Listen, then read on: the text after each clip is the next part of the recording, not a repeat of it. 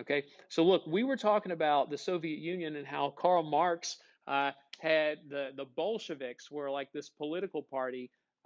They start a revolution, and when they get in power, their main guy was Vladimir Lenin on the left. Remember, Lenin promised the people three things: peace, land, and bread.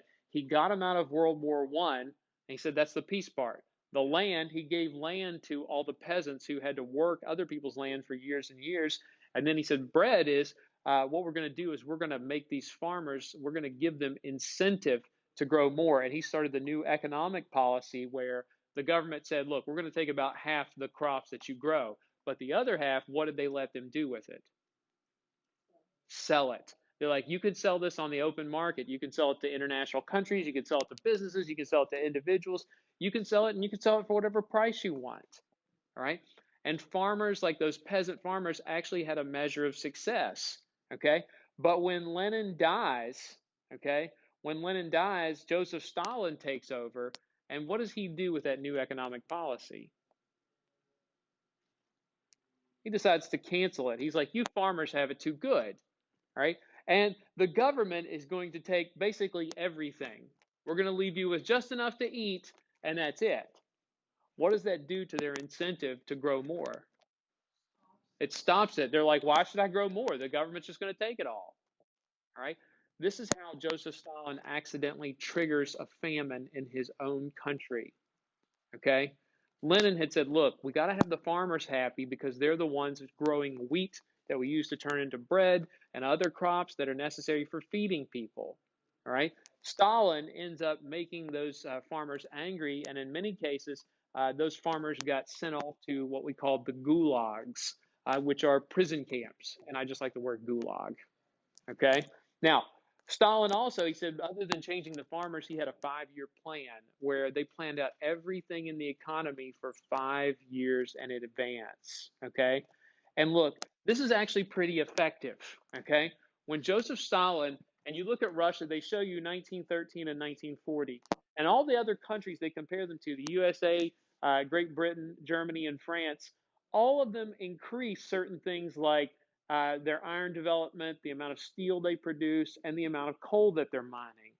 But none of them increase at the rate that the Russians do. Like you see, they were only mining like 36 million tons of coal in 1913, right before World War One starts. But by 1940, they have more than multiplied the amount of coal they're getting out of the ground by 5 times. Okay, because Stalin said, this is how much coal we're going to get out of the ground. Okay, so if I come to you and I'm like, hey, Comrade Stalin has told us we're going to get at least 150 million tons of coal this year. And you guys are like, well, that's going to be a really difficult task. And I'm like, yes, it is. But see, I'm going to lose my job. You're going to lose your jobs. We're all in big trouble if we don't meet this quota. Oof. Right. And look, I'm probably, since I'm the manager or the foreman of this mine, I'm probably in bigger trouble than the rest of you. And so I'm like a slave driver at work to make sure we meet that quota.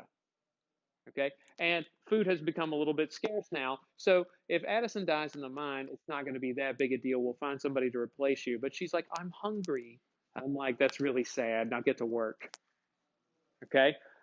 But not only that, a lot of this work in terms of getting iron ore out of the ground, making it into steel or mining coal, a lot of it is done by slave labor.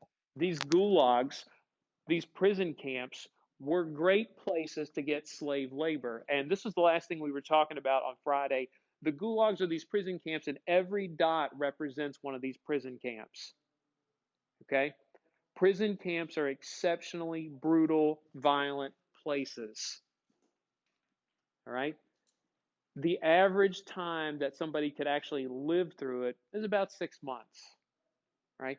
You, if you were lucky, you were going to make it through in a 6 month time frame.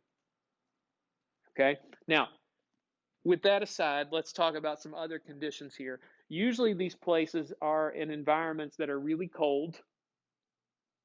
In some places, especially the further north you go in here, sometimes the winter conditions in the Soviet Union, anybody know what the temperature gets like in northern, really northern places? What's cold here? When it's like freezing, like really bad cold. Like I don't even want to go outside.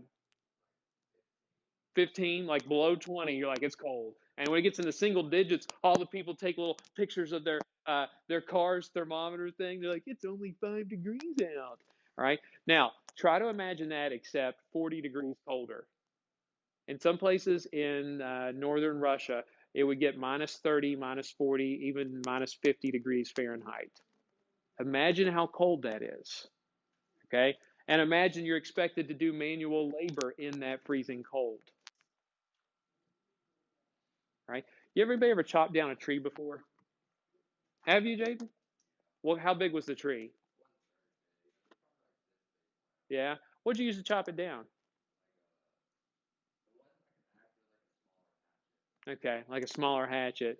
All right. And now, what do we use most of the time to chop down trees? What kind? A chainsaw. Chainsaws are great. Like you start them up and you just like go through them, and then it falls over. It's really fantastic. And then you just got to watch out, you know. Then you yell timber. You're like timber. All right. Now back then though, they use little individual saws or team saws, and they use like an axe to help chop away at it. And if you've ever done that, especially for an 8 to 10 hour day, it can be absolutely exhausting, right? And guess what? Your food quantity, how much food you got in a lot of these labor camps, depended on how much work you got done. These places right here, these little black lines on the map show you rail lines.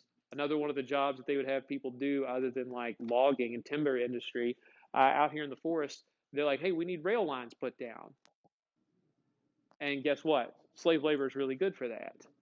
Working in factories or mills or in dangerous conditions, that's what we do with people.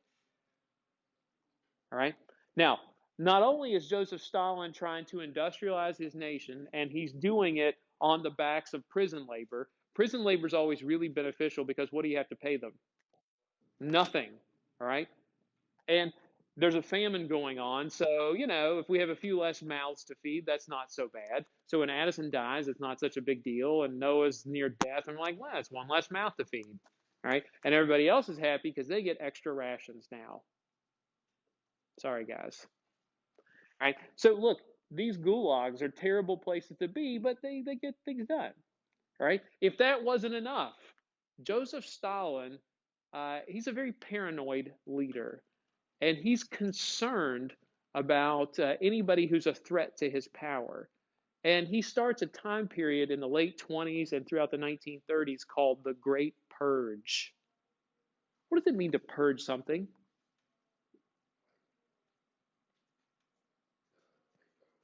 Nope, not a bad guess. To purge means to get rid of something. Okay? And Joseph Stalin, he thought that anyone that was a threat to his power should be eliminated. Okay? And so Joseph Stalin started having his political rivals arrested and killed. Not because they'd done anything wrong, but simply because he was worried they were getting too popular. Nobody can be nobody can be more popular than Stalin. And he would just label them as an enemy of the state. And the people just believed it because they're like, well, Comrade Stalin would never lie to us. If Noah gets arrested or Kelly gets arrested over here, there must have been a good reason. Right? I always knew that Craig Kelly was bad news. Okay, and so they haul him off. Maybe they don't kill him, but they haul him off to a gulag where we're pretty sure he's going to die anyway. And he's declared an enemy of the state. Right? Oh man, that's terrible. Okay, now the Great Purge, Stalin eliminates not only them, but to get more slave labor for the gulags, they start arresting people arbitrarily. Okay, they start arresting people arbitrarily. You know what it means to arrest someone arbitrarily or to do anything arbitrarily? Without reason. Okay? So they would send out, like, for example, the headquarters in Moscow, the capital city. Stalin would have his people and the Bolsheviks send out messages to the different regions and cities and tell them, you are to arrest 10,000 people for being enemies of the state. And those cities are like, well, how do we know who the 10,000 people are? And they're like, well, that's for you to determine. Right? And they got the message really clear. We need more slave labor at the gulags. So imagine over here that Kalia is, she's the mayor of a city, we'll say Kiev, because it's a good Russian city. Well, now it's in Ukraine. Okay. And as mayor of Kiev, she goes, our quota is we have 25,000 people we're supposed to arrest. And out of that, 10,000 are to be shot immediately. Well, since she's the mayor of Kiev, what types of people do you think she would arrest? What is it? Perhaps the ones that nobody's going to miss, the ones that she doesn't like. And so they would use that as an opportunity to get rid of the people they wouldn't want around. Callia's like, you know what? I never did like Christian that much. And Harper over there, well, sorry, the world would be better off without you people. Right? That's pretty cruel, isn't it? Okay, but that was their thinking. They're like, hey, the capital city says we have to arrest 25,000 people and shoot 10,000 of them immediately. So we'll get rid of the people that nobody wants. And what did the Russian people think when people got hauled off to a gulag or executed? They deserved it. They're enemies of the state, right? They trusted that Stalin was doing the right thing. That's kind of frightening, all right? These gulags become a real problem, okay? And we're going to show you just how much here in a second. We're going to look at some firsthand accounts of people there. Now, something else that that was going on in the Soviet Union, Joseph Stalin said, look, we got to focus on our country a lot because we're trying to build up socialism and get to that magical communism. But he said, we do want to try to spread communism around the world, okay? And so he created a group called Comintern, which is short for Communist International. Their goal was to spread communism around the world, to inspire other proletariat groups in their country to rise up. And who do you think one of their number one targets for spreading communism to the world was? No, right? America. Germany's up there too. They're high on the list. But they're like, America's the best place because they allow freedom, your freedom to speak your mind about whatever. And you know what? They're not going to arrest you for just gathering together in groups. We have freedom of assembly too. And remember, what do we know about the super wealthy and the super poor there? There's a huge gap between them. Remember, we talked about the Gilded Age and how there were some reforms in the country, but by and large, you had the really rich and the really not so rich. Okay, there wasn't much of what we would call like a middle class. And they're like, hey, if we just get those angry workers there upset about something, we might be able to start a communist revolution there. And remember, that was part of the whole communist vibe. It's going to be a big worldwide revolution. All the workers are going to get together. We're going to rise up. What do you think? Good plan? Hooray, socialism. No? All right. Now, Comintern was trying to spread communism to the rest of the world. Okay? Like, hey, this socialism, communism idea, Karl Marx's ideas, they're fantastic. All right? Now, we're going to stop his notes there and we're going to look at some documents.